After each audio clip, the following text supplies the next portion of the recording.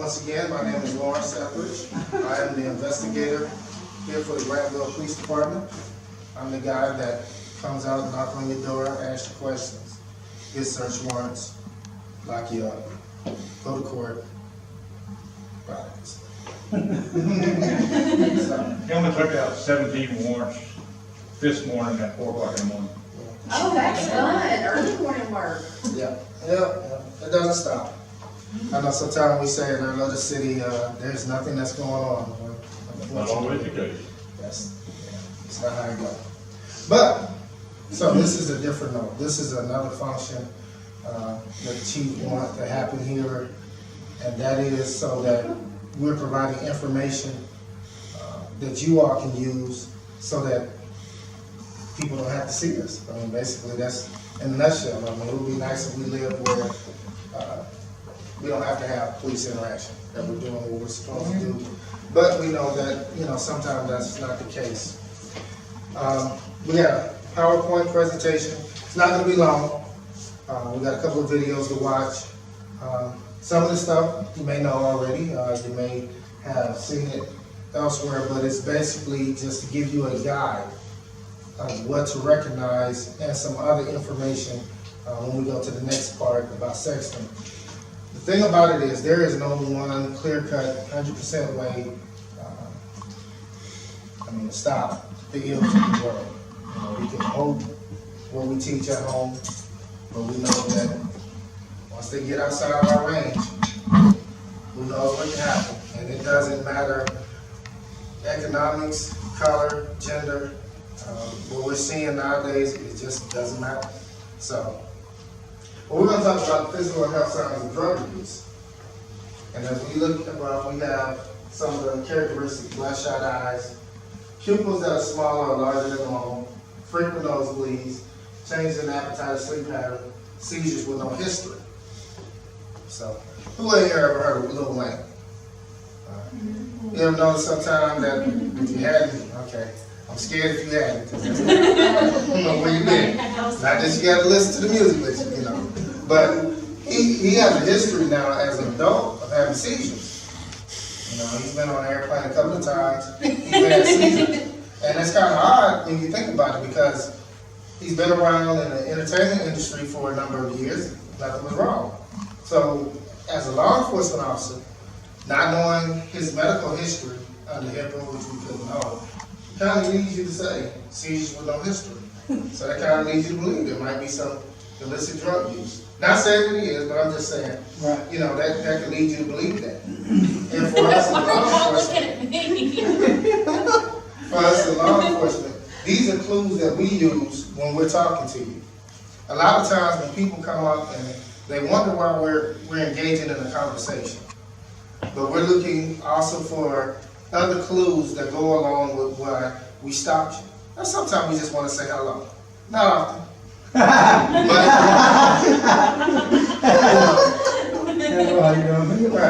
But there's a reason why. And we use all of our senses. It's almost like being a superhero. We're looking at you, smelling, even sometimes the touch. And it's amazing, your body will tell on you even before you tell on yourself. We might ask you, did any drugs? No. And you'd be surprised when people will do that. It's kind of amazing.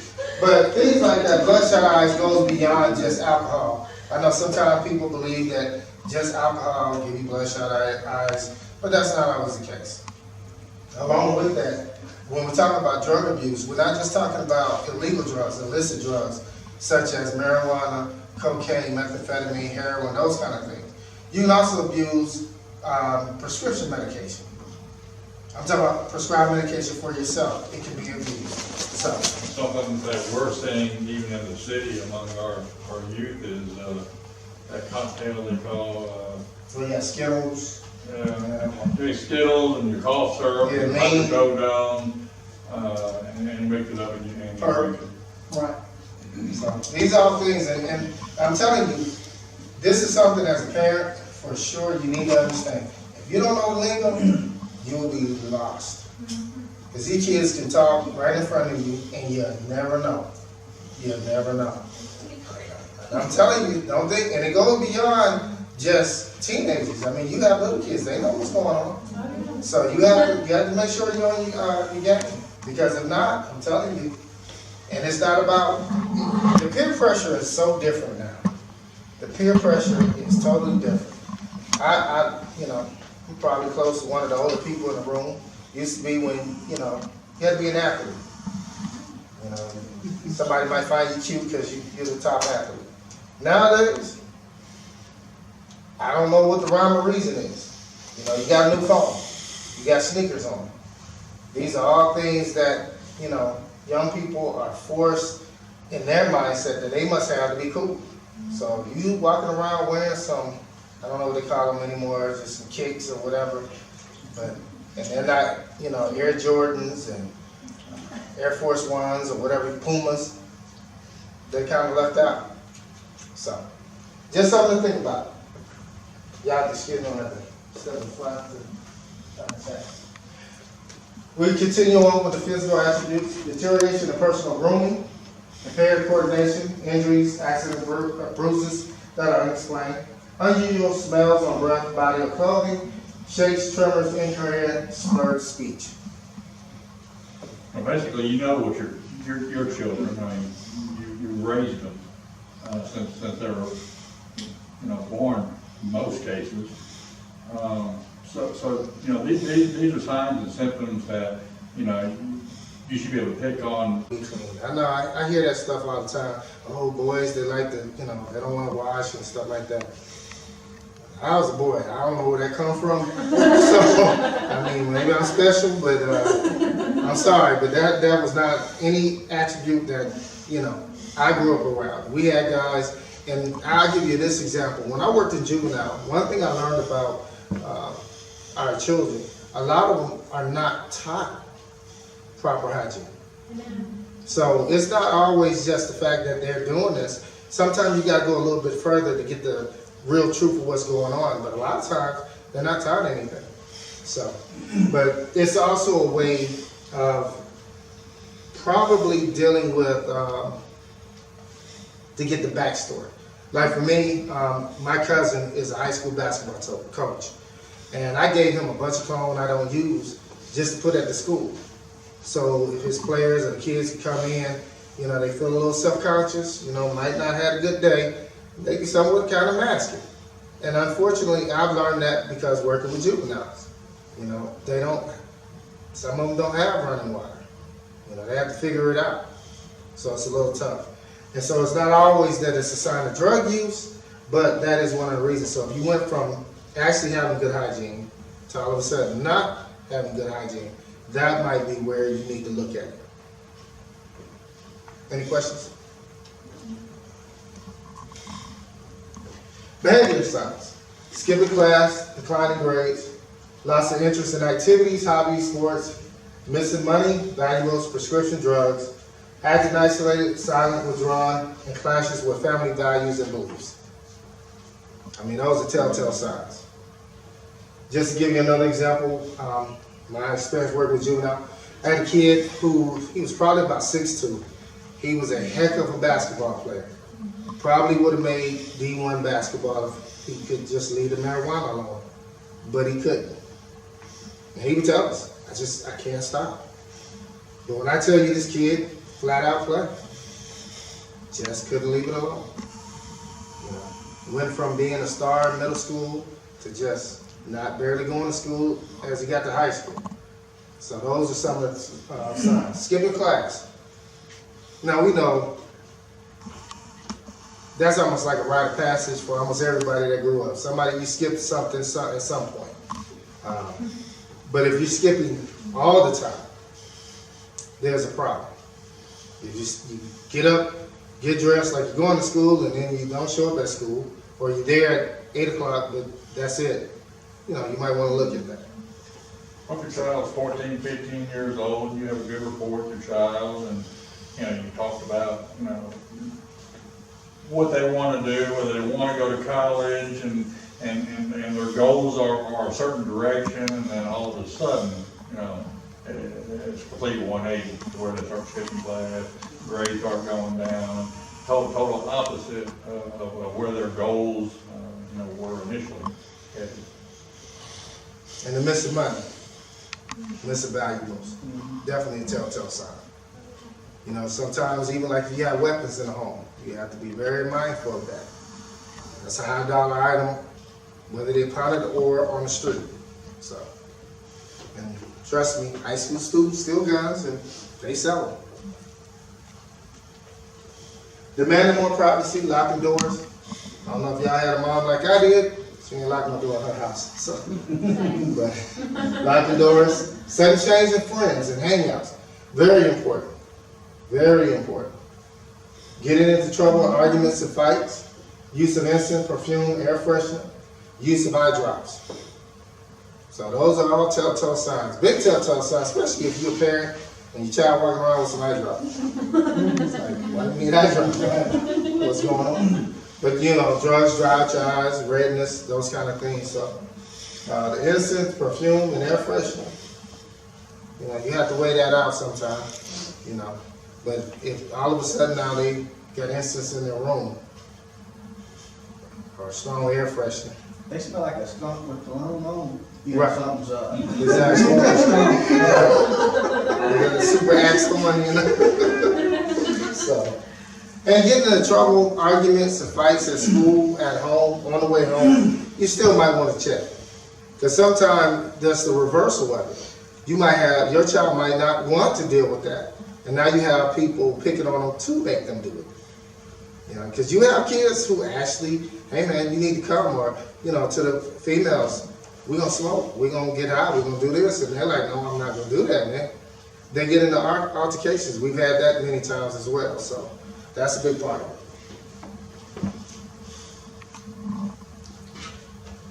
Psychological warning signs. Unexplained, confusing change in personality and attitudes. Big one. Sudden mood changes. Of course, if you got teenagers, That's all the time. right, that's not necessarily, but that, you know, periods of unusual hyperactivity or agitation, up all night, sleep all day, lack of motivation, inability to focus, lethargic, periods fearful, withdrawn, anxious, and paranoid. Paranoid is definitely a sign of, you know, drug use, especially when it's kind of like really odd. You're sitting at home and they're talking about somebody's chasing them. Or they see They're someone looking out outside. the Right. You know, looking at the blinds. And of course, I've seen it so bad where they're actually, swearing up and down at people in the trees and. right. And of course, depending on what they took, like, Sometimes they are in the trees. Well, I know y'all.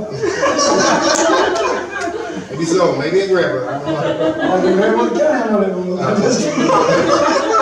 it. So, but the lethargicness, like the street level lean, the codeine, syrup, Right. that'll make them kind of lethargic, seem sleepy, they even go to sleep, different things like that. And it's not hard to get this stuff. As much as drugstores say you gotta have, you can only buy 2 pseudoephrines, and you gotta be 18, and your parents gotta have to be there, and all this stuff. Some kind of way, miraculously, it makes it, they can make it happen. And heroin has made a big comeback. Yes. Heroin, I guess, and meth are the 2 main drugs Yes. right in this area. And both because it is cheap. Heroin has gotten so cheap, I guess they're trying to get people hooked back on it. Yeah.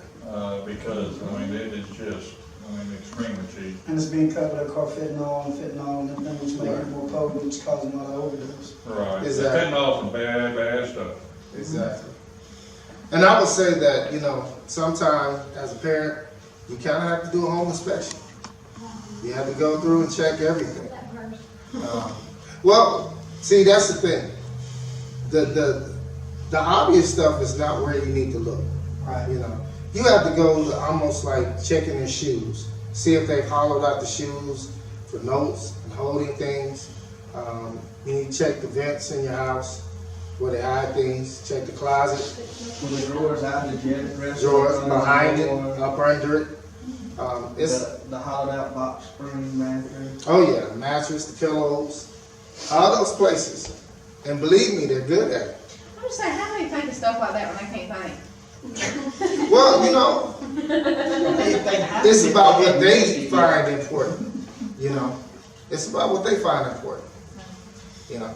And like I said, for me, working in juvenile taught me a lot of lessons about how our young people interact, because it went across every line that you could think. You know, it wasn't just poor kids or black kids, Hispanic kids. It was everyone. They all did the same stuff. It was like it's a class on YouTube, and they all watched it. And you have to be very mindful, because, I mean, it's good. I mean, we had kids who would hollow out a mattress and hide all kind of stuff. First of all, for us, we sanitize a lot of it, so you're like, how do you get the stuff? But they're good at distracting, okay? If you have smaller children, they'll send the smaller children to distract you so that they can come in the house with whatever they have. And that's something they do all the time. So it's all kind of little things that they do that you have to check. But checking your home, you have to go through it. And I mean, you have to check, you have to stand there, kind of like what I do as an investigator going to a scene. I'm just stand and just look. And check outside your home, because they'll find somewhere outside on the house to hide it for when they come in Oh, yeah. and when they going out. Hide it in the neighbor's house. Exactly. Yep. The curtilage, as we call it, for you all, just the curb side. You gotta walk around your house. If you have any storage units and things like that, trees, all those things can be used to hide things. And they do it. So that's just a big part of it. Any questions about the behaviors, the physiological, and psychological attributes about drugs? We're gonna go on to sexting, because this is something that is taking kids out. This is getting them in some serious trouble. And so sexting is defined as to send someone sexually explicit photographs and messages via mobile phone. Older teens are more likely to engage in sexting than their younger counterparts. And that's a generic definition. It's not the one part, because young people do it, old people do it. But if old people do it, it's not a problem unless they sending someone else's picture that they get in trouble. Send the wrong text message. Right. So, you know, that's different. But if you send it, but what we have is, with the technology today, we're finding out our young people are doing things that really have created issues with the law. And a lot of times with us, it makes it difficult, because you almost have no choice but to prosecute it. Even though you know they're kind of ignorant about what they did. And I'll give you an example. We had a case, I think it was last year, where a young girl got mad at her cousin. And she had caught her doing some indecent acts with a young man, but she happened to be under the age of 16. And she decided she was going to post the pictures to embarrass her. And this was a young girl that had never been in trouble. Never been in trouble day in her life. But now, she had to register as a sex offender. That's how easy it is to get in trouble with this situation. And we know they love using phones. We take pictures. We take pictures for everything. Young people take pictures for all kinds of stuff. So, this is something that is really, really taking folks out. And I believe that, let's see here. Yep. We're going to watch a quick video to kind of give you an idea.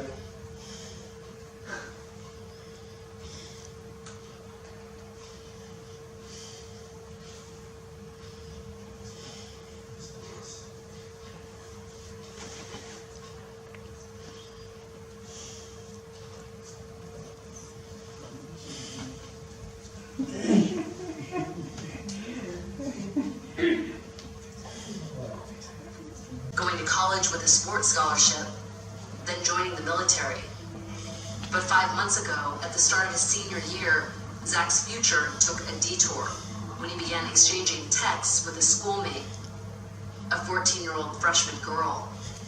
Did you guys ever interact in person? It was mostly on Snapchat, but we would like say hi to each other in the halls. and then we just kept talking from there. How did you eventually get to the point where you had sex? She invited me over to her aunt's house after school before a pep rally, and she waited outside for me, and then we started kissing, and then it all happened. Do you think that as a freshman who was kind of in awe of you, she might have felt pressured by you? She might have, but I didn't mean to pressure her at all. What did you think when you left? That we would continue talking and everything was going to be okay. 10 days later, the cops showed up at my house.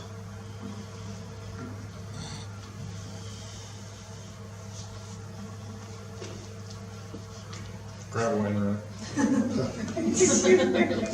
That's pretty good deal. That must be AT&T. It's the only thing we get down here.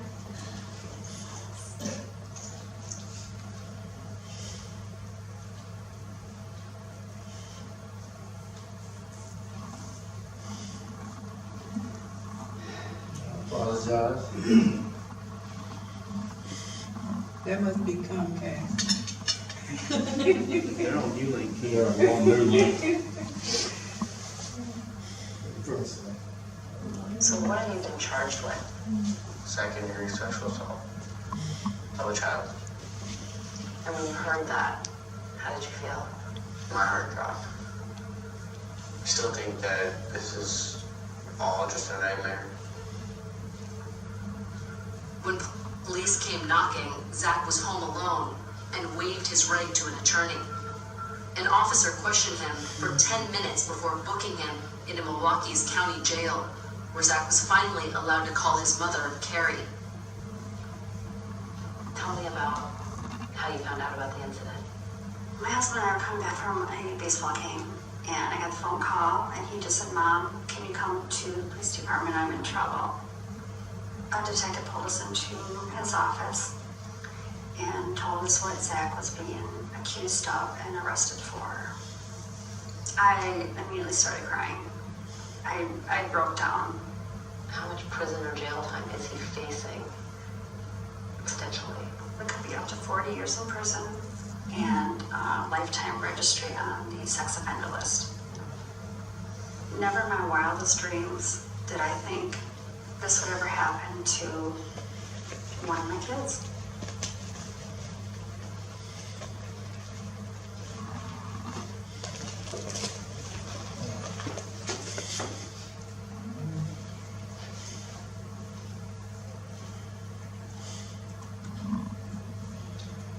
Okay.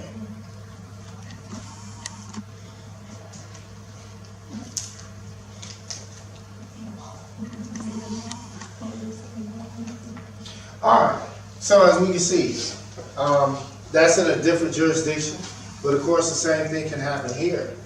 And I'm gonna give you a personal story for me. When I was a police officer in Henry County, school resource officer, we had a lady who worked as a secretary, very nice, her and her husband. He was a minister, they were missionaries, they did a lot of work in the community, did a lot of work in Atlanta. And her son, this was about 17 years ago, her son had met a girl. They started texting, and from there, well, talking on the phone. And from there, he went by one day, and she decided to perform an act on him. And after he left, he thought about it, and he said, he told his parents about it. He said, I made a vow. I would never, I didn't want to have sex until I got married. And so I feel kind of bad about it. And, I'm telling her we can't see each other. Well, she said, he told her the same thing. And she said, well, I'm 13, so you're in trouble.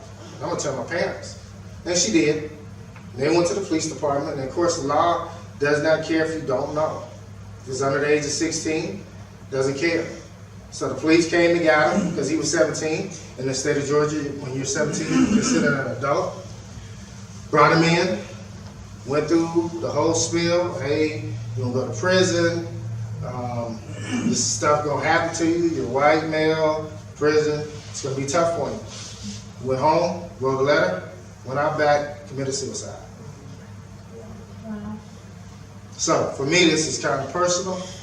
So You know, and it's sad because as a police officer, you try to make your judgments and you try to have discretion, but sometimes the law doesn't give you the option. It doesn't give you the option. So this is something that's very serious. So like I said, more teens than ever before on cell phones, keeping them up to date and connected to their peers. Many parents worry that easy access to instant communication, both in writing and via images, means their teenagers are more at risk for sexting. You have apps like Snapchat. Everyone knows what Snapchat is? Okay. Huh? Said I hate that app Oh, for my kids. right. And Snapchat, basically, you take pictures, 3, 5, 10 seconds, they disappear. They're off. But you can put anything. And no one knows. I mean, unless they go to the Snapchat server, which would be hard to probably find in that mass of worldwide serving to find it. But this is the way that they really communicate. Because you and I won't ever know. It's gone. But this is a good way that young people do this. According to a 2009 survey, nearly 20% of teenagers report they have engaged in sexting. Besides being illegal, sexting can be a damaging and invasive breach of privacy and cause mental anguish and unhealthy boundaries for teen relationships. I don't know what else we can say. That's in 2009, so we're talking about 2017. We probably increased that at least 20 to 40%. It's 40%. I had to do this for work yesterday. Oh, okay.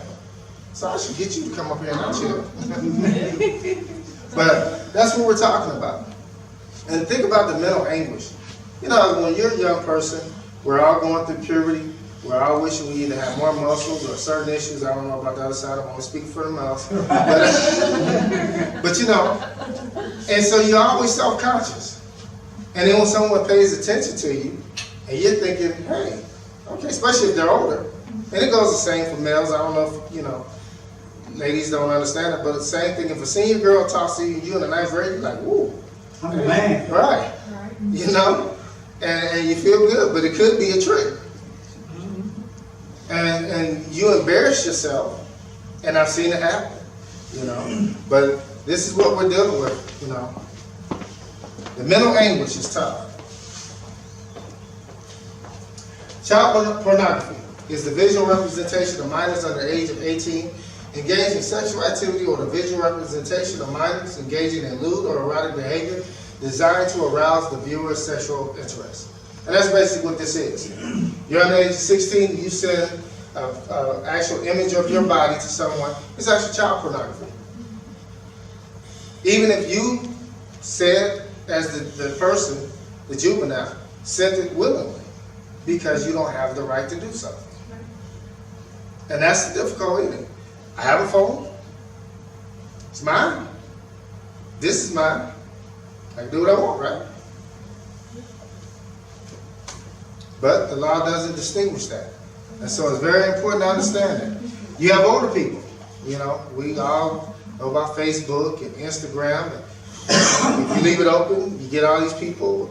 Facebook connects you to people who are connected to other people that you're connected to, and you know, all that stuff. They become your friends, some older, some younger. Now you got some guy talking to your 16-year-old child, whether male or female. Send me some pictures. You know, and I've had to deal with that in the investigations. And they cross state lines, sometimes they cross countries. And so it's very difficult, you know. Juvenile is defined as a person who has not attained his 18th birthday. And for the purpose of this, we're using his. I'm not saying that females are not a juvenile under the age of 18. On the other hand, a person who has not attained his 21st birthday is considered to be a juvenile for the purpose of proceedings and disposition under this chapter for an alleged act of juvenile delinquency. Now, of course, in the state of Georgia, if you're 17, you are considered an adult, and you will face adult charges. Of course, depending on the act, state law, 7 deadly sins says if you are 13 and above, Senate Bill 440, you can be charged as an adult and sent to prison. Okay?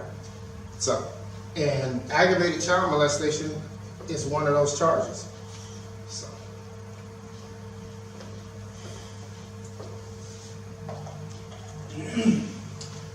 Under the Juvenile Delinquency Act, the relevant date for determining whether the act applies is the date on which government proceedings begin, not the date of the alleged offense.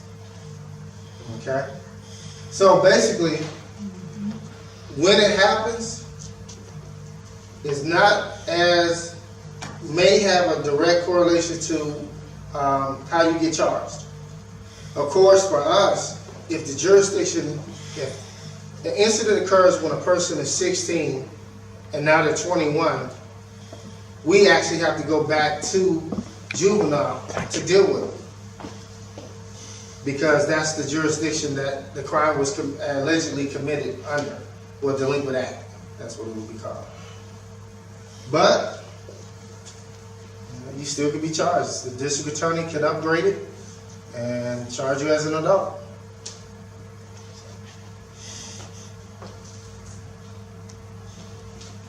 All right, what can parents do to decrease the risk of your child sexting? Anybody have any suggestions? Look through their Talk phone. to your kid. Okay. By the time you look and find it, it's gonna be too late. Better talk to them ahead of time, let them know that you're gonna be monitoring the phone. Yeah, that's a big part of it. But anything else you think you can do? Because that's kind of obvious, Right. right? The obvious, we talk to them, we look through their phone. You know, like my son, he was slick.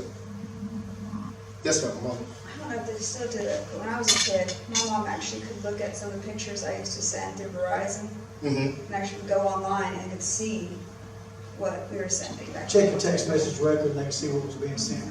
That could be a part of it. Snapchat's harder though, because They send it's alerts like to my mother sometimes through emails. Okay. 'Cause I'm guilty of that myself, when I was a kid sending stupid stuff. So unfortunately, I know from experience that she was able to see that. Right. So I, of course, got in trouble. But And that's part of it. If you have a family plan, you can see sometimes. You can go on, you know, pull up where they're sending stuff to and ask them.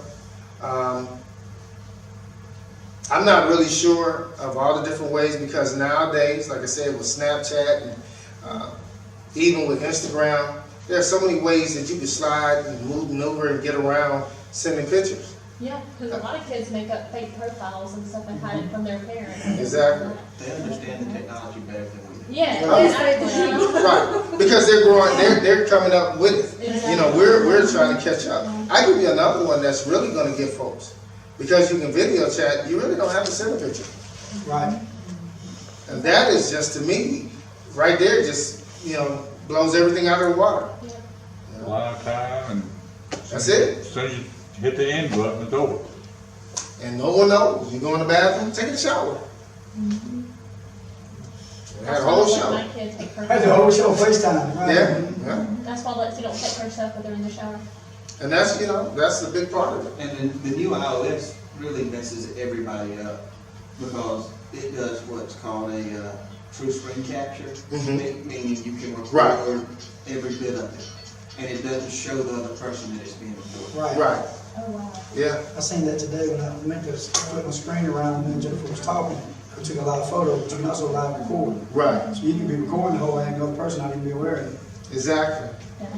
I learned that too when I updated on my iPhone. I was like, wow, this is amazing. Right. That's it. It ain't amazing. So, I said, it ain't amazing. well, you know, it's like anything else. If you use it for good, it works out. If you use it for bad, then that's the way it goes. But that's what we're dealing with. So you have to remain vigilant when you're dealing with your children, because just don't know. Just don't know.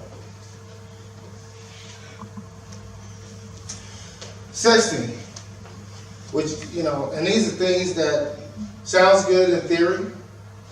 To set up a healthy home environment. Teens who live in a well-adjusted home have high self-esteem, and active, healthy, are less likely to feel pressure to sex or to succumb to peer pressure to do so.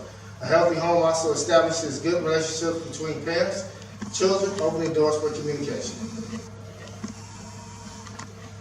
So, you want to have a good, healthy home. Mom and Dad, can I talk to you?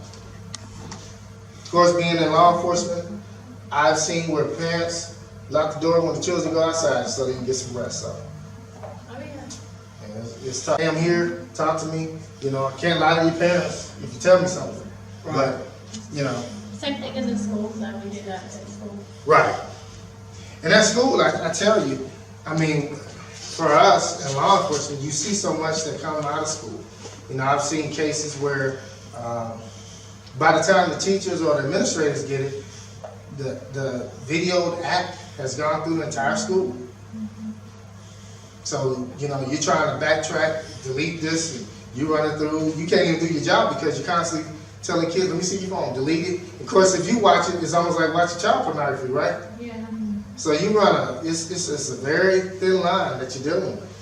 But that's what administrators have to deal with and teachers at school. Monitor your teens' social media and cell phones. This doesn't mean parents must check on the teens at all hours.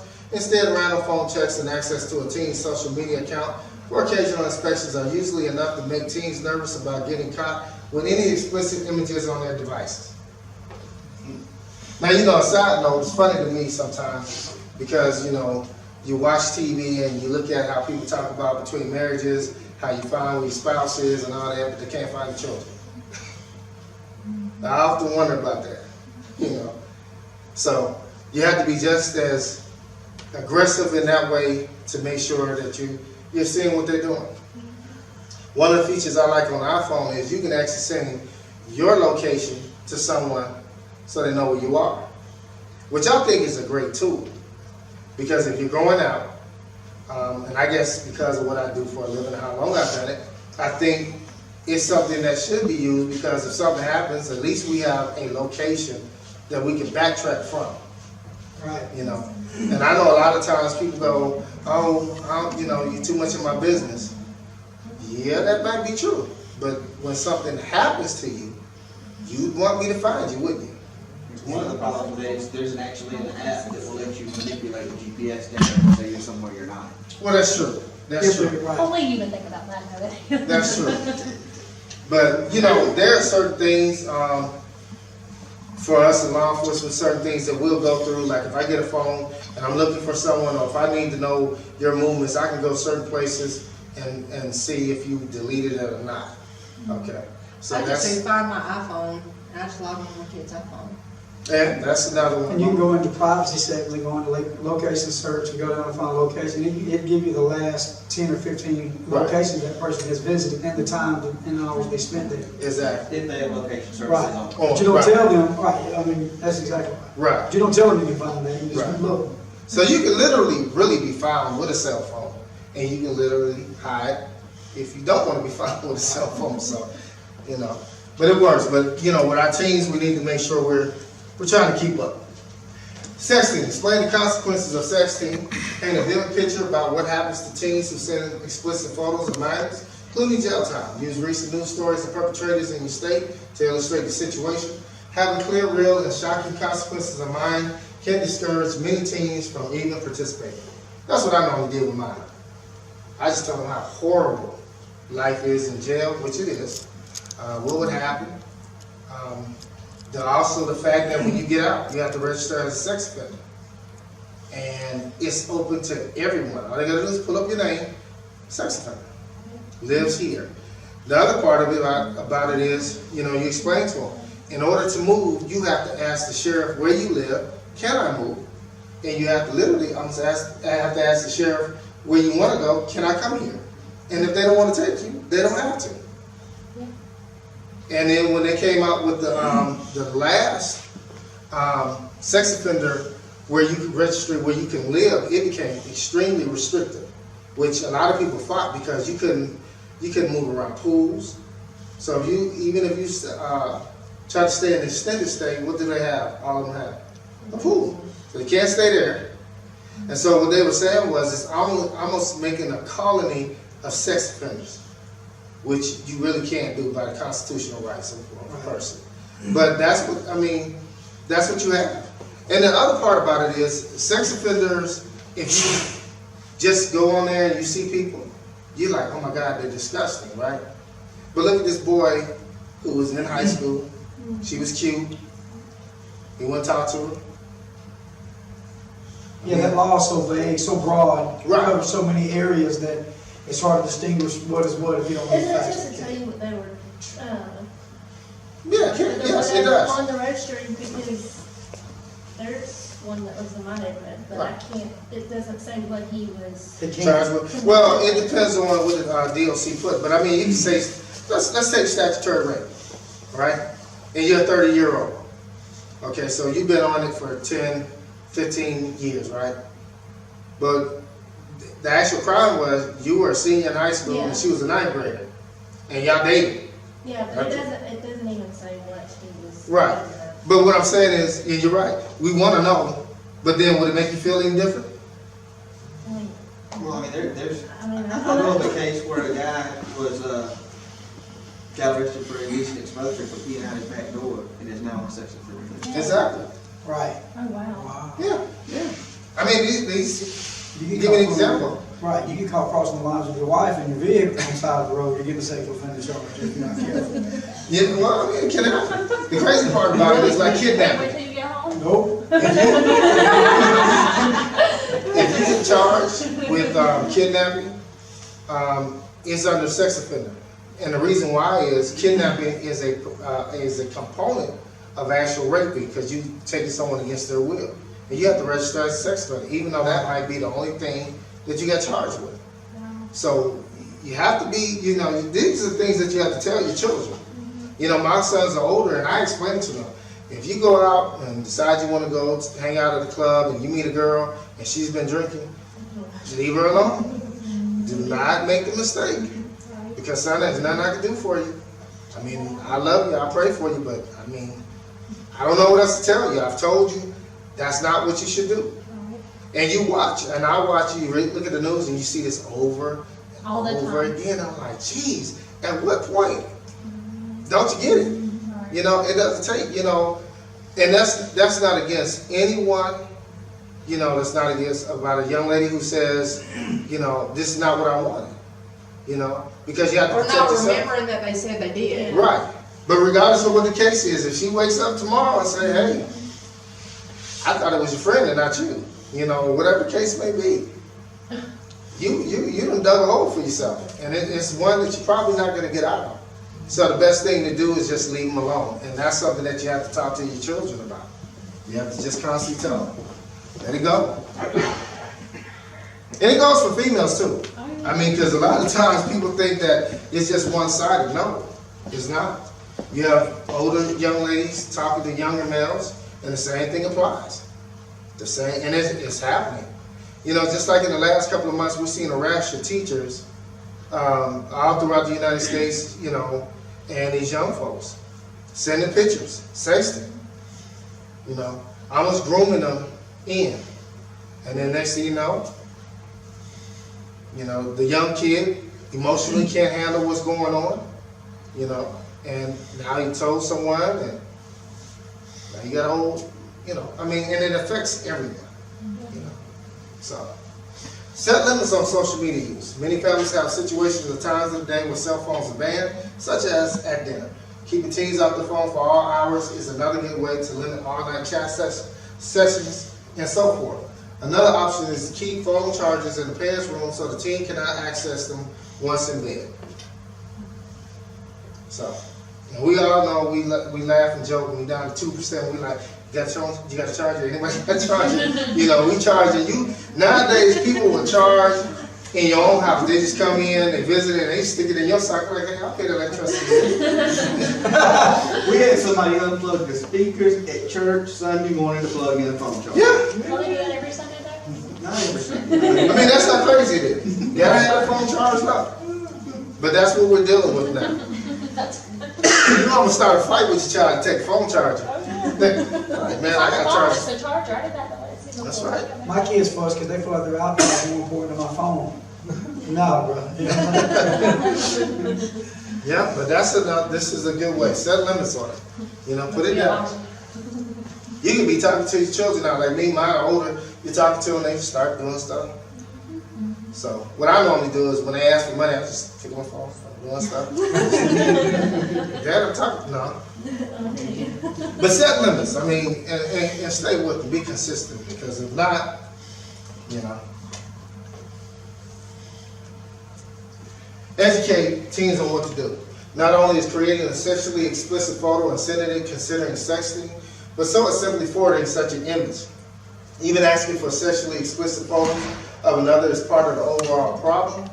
Parents need to teach teenagers what to do if they receive a sext and how to proceed before they get in trouble. And that goes back to the communication part. And like I said, you know, the peer pressure is so different. It's so different. You know, you have to communicate and find out what's going on. You know, I don't even at the elementary age. You have to constantly ask them what they're doing, because you have the images we see on TV are totally a little bit different than they used to be. A little bit more wide open, a little more lifelike, unfortunately, but it's still when you have impressionable children, 7, 8, 9, 10, 11, watching this stuff, they're gonna emulate it, you know. And so you educate them what to do and what not to do. See, we even have kindergartners who have cell phones, and I don't understand that. Oh yeah, everyone has cell phone. I mean, 5 years old though, come on now. And they know how to work it. They sure do better than I do. Yeah. How old's your baby? Oh, yes. Which one? At least 3. And she can work phone better than you can. So don't say that. No, but she don't have one at school though. But you have to be mindful, like I said, you know, when they get, you have to check it. Because you have all kind of predators sit all day, you know, send me this, send me pictures. You know, you have to check it. And then the other thing that you need to tell your children is if you get a picture and you forward it, you are just as guilty. And so, I mean, like the one incident I know about that happened at a school up in Clayton, if they charged everyone, it would probably have been 90% of the school. And kids don't really understand that. They don't get the concept that this is something that is extremely serious, can alter every aspect of your life. Every aspect, you know. Not just from going to trial, you probably need representation. If you get convicted, you know, what the consequences are. So those kind of things happen, but they don't get it. So you have to educate them. Educate about what teens should do if they ever receive sex from a peer. Parents who remain calm and reasonable are more likely to be approached by a teen than parents who are emotional and judgmental. Remaining calm. I would honestly say, as a police officer, I think that's a very important aspect to really understand your children. And I say that from experience of dealing with parents and juveniles. When you act like you have no idea where this behavior comes from. I don't understand that as a parent. They come from the tool of whoever made them, you know. And if you don't know who the other person is, well, I guess you might look at them and go, I don't know where you get it from. But I'm just being real, but because I hear people, I used to listen to folks and they would say, I don't understand. Now, of course, I can't say, well, what did you do when you were growing up? And some people, honestly, you know, become angels after they become parents. Because they never did anything growing up, you know. And I'm like, okay, I was a nerd. And I know that if there were opportunities, I was going to take it. So there's, you know, we don't have to sit here and be like, oh my gosh, because as a police officer, eventually, as I investigate, I'm going to find out things about people, okay?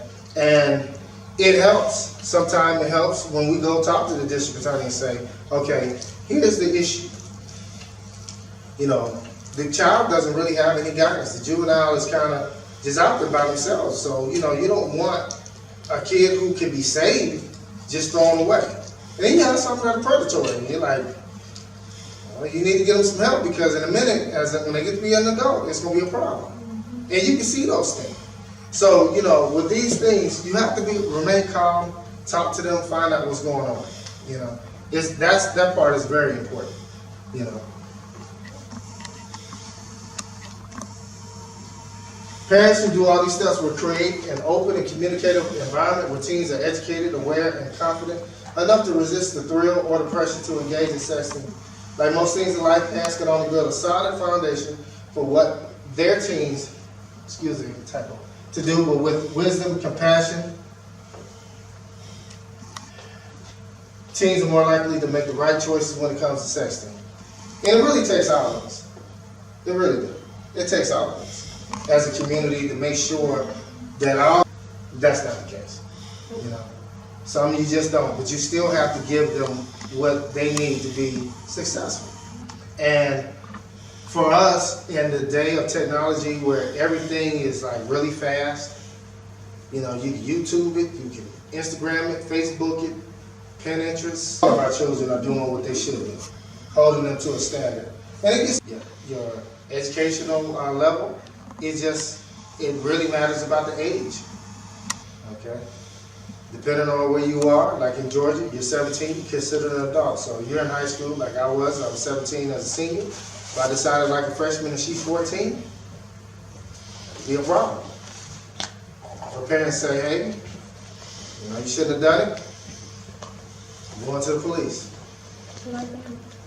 That's just what you do. Sometimes parents will approve it as long as the relationship's in good standing, and then when it falls apart, they want to go. That's true. But you know what's sad about that? Once they come to us, Right, it's a legal matter, no. yep, it doesn't matter. And that's the hard part about all of this. That is the hard part. So it's in the back end, it's almost like we need to look at legislation.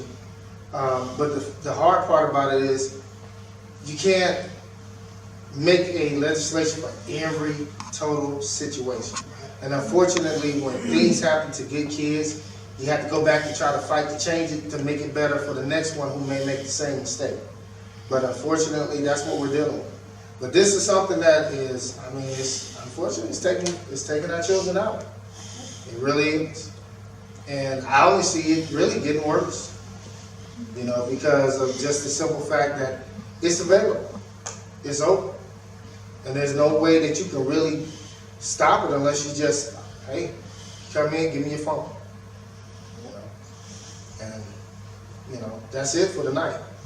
8, 9, 10 o'clock, depending on, I guess, the age group or whatever, and just go through it. Try to backtrack. You know, everybody got to be a detective nowadays. Because like the young lady said, they make up, you know, other Facebook pages and Instagram accounts. You don't know, is this my child? You know, so. You know, it would be nice if, because I'm too old to have kids, but it would be nice if the parents and your kids had some kind of classes to educate the kids, to let them know that this is what's going to happen to you if you have sex with these. Right. Well, that's what this is about, because I mean, we can't expect the school to do it. No, not because school. right, but that's why we're doing these things here. Unfortunately, this one, because of a lot of different reasons, went through this way. But you know, that's why we're putting these classes together, so people will know that it's a crime if you do it. If you send your own body parts across and transmit it through the airways, if you take someone else's and they're under the age of 16, you can be charged. And so you just need to be mindful. Just need to be mindful. And also as a parent, you need to be mindful. Because if your child actually has this going on, and whether they're male or female, and you look at it, technically you just view child pornography. So you have to be mindful of what you do. You know, if you see it, you might have to just cut it off, you know, bring it up to law enforcement. But you understand, once it comes to us, we have to do what we have to do. And that's a hard part, isn't it? That's a tough decision. But that's what you have to deal with. And that's what you have to tell your children, hey, just can't do it, man. You know, just can't. Because it could turn into a huge mountain that you're not going to get out of. Right. And I can't save you from it. You know? So, any questions, comments, thoughts? How was that, great? I like that it was very interactive though, so you could ask the questions along the way. I like that. Oh, yes. I mean, because at the bottom line, oh, actually, one thing I'm glad I looked over here. Before we go, I did the research, our Georgia code, for us in Georgia, 1612-100, which is our official criminal annotated code. Sexual exploitation of children, reporting violations, and civil forfeiture penalties. And so basically a couple of things. A minor means any person under the age of 18 years. Performance means any day, any play, dance, or exhibit to be shown or to be viewed by an audience, and this is under the law, basically giving you how you can actually violate it. Producing means producing, directing, manufacturing, issuing, or publishing. Sexually explicit conduct means actual or simulated. Sexual intercourse includes genital to genital, oral genital, anal genital, or anal or whether between persons of the same or opposite sex. Bestiality, masturbation, lewd exhibition of the genitals or pubic region of any person. Flagellation or torture by or upon a person who is nude. Condition of being fettered, bound, or otherwise physically restrained on the part of a person who is nude. Physical contact, an act of apparent stimulation or gratification with any person's unclothed genitals, pubic region, buttocks, or with the female's nude breasts. Defecation or urination for the purpose of sexual stimulation of the viewer. Penetration of the vagina or rectum by any object except when done as part of a recognized medical procedure. Visual mediums mean any film, photograph, negative, slide, magazine, or other visual medium.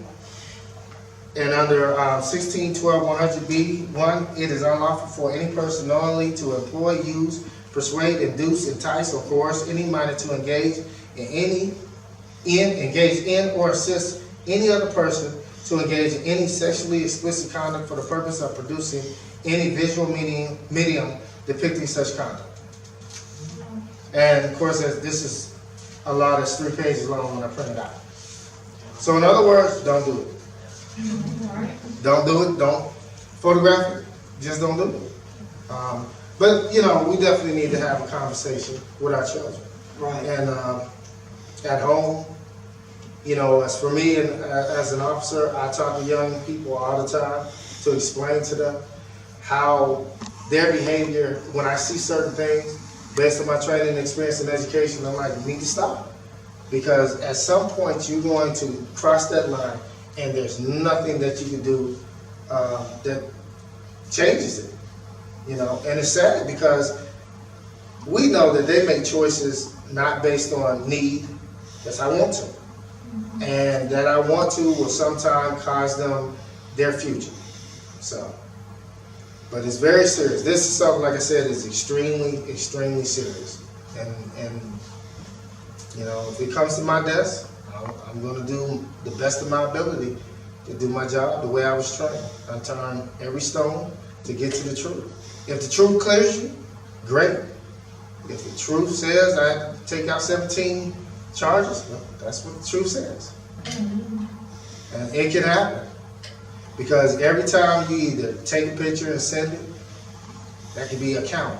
So if you got 200 of them, like sometimes when you read about these child pornography rings and they get charged with like 200 counts, because each picture is a count. And if everyone, think about it, if you have a person who is a suspect in this, and it's alleged they done it, and they have 200 pictures and each one carries 10 years, that's life, right? They have to resuscitate when you die and bring you back and give you, one time. You know, the tough part is during the sexual exploration ages and, maturity and things like that, puberty, how many of us would not have fallen victim to that if technology was like it was now in our day? Amen. I mean, what we did is run across our dad's Playboys or things like that and share them with the buddies on the bus. And nowadays, you're never told what that will lead to, but technology has really made this more harmful. Exactly. It's freer. But, and that's the sad part about it. You have laws. You have to have it. But you know that if we look at our own lives, you say, ooh, after you hear this stuff, you go, man, I could have got in trouble. Oh, yeah. And let's just be honest, you're 14, 15, 16, 17, you're looking at the way things are. And a lot of it, like you said, it's when you're in good standing with the parents, hey, it's okay. But when you fall out of good standing with the parents, it's a problem. And that's, when you look at it from a moralistic side, that's kind of sad. Yeah. But when you look at it from a legal standpoint, there's nothing that you can do. So it's just to a point where you just got to be careful. And just a little side note with that, that's the same way with adults. If you have sent your picture to someone and they get mad at you and they decide, I'm going to show everybody. Well, there are laws to protect you under cyberbullying, the same way.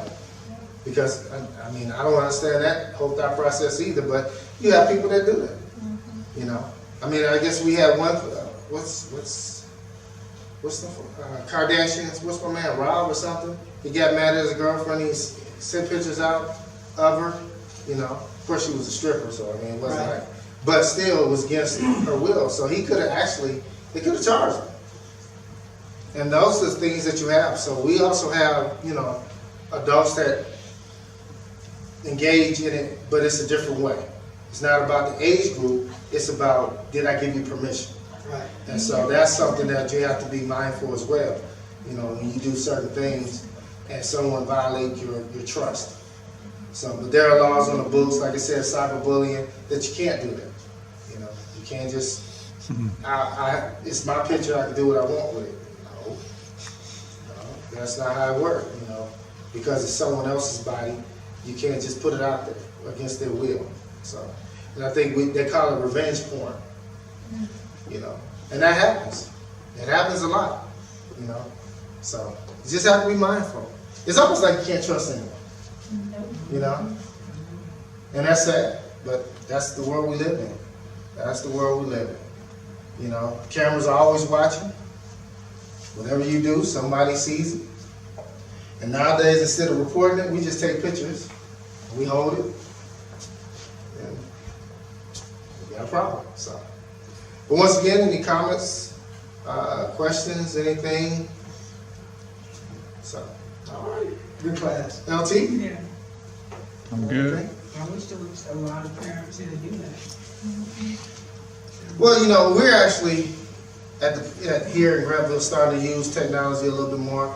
I've talked to LT and them about, you know, some of it we might just actually videotape and put out there so that, you know, we have like little vinaigrettes where we can put information out to people. So if you can't make it to the meeting, at least you can say, okay, I understand this law or something, especially hot topics, you know, we can get the information out. Because a lot of times, you know, the law says it doesn't matter if you don't know. But we do understand it's still our job to educate you. You know, we want to make sure that you know, where your rights are. Because if you don't know, yeah, you're still going to jail. You just happen to learn at that moment, you know. You shouldn't have done it right. You know, and of course we don't want to do that. I mean, it's not fair because our main job is to defend the constitutional rights of people, and they should know what their rights are. So that's what we're trying to do. All right. Well, I don't have anything else. It's great seeing all of you. And we look forward to next time. I guess the next thing we have in Grantville is the Fall Festival. That's Sunday, October 29th, I believe. From 6 to 4? 4 through 4 until. Oh, y'all partying. So 4 until. Until will be about 9. Wednesday at 5:45, right? Wednesday at 5:45 is planning meeting. Oh, okay. Now, you know, we might. Is that gonna be down there in the senior? Oh, we may have it here. We may go meet uptown. I don't know. But we'll start off here. Some of us may have to dip out. We have to Look do at it. We got church at 6:30, so. We know. That's the reason why we did it at 5:45. We did good. Yeah, we're gonna be here. And maybe y'all can get LT to do it on Facebook Live, so people who can't come, they get to see it. They get to come to the planning. Well, Moving on up. We can do that. Moving on up. Make that Verizon Unlimited plan come to you. Okay, Tracy.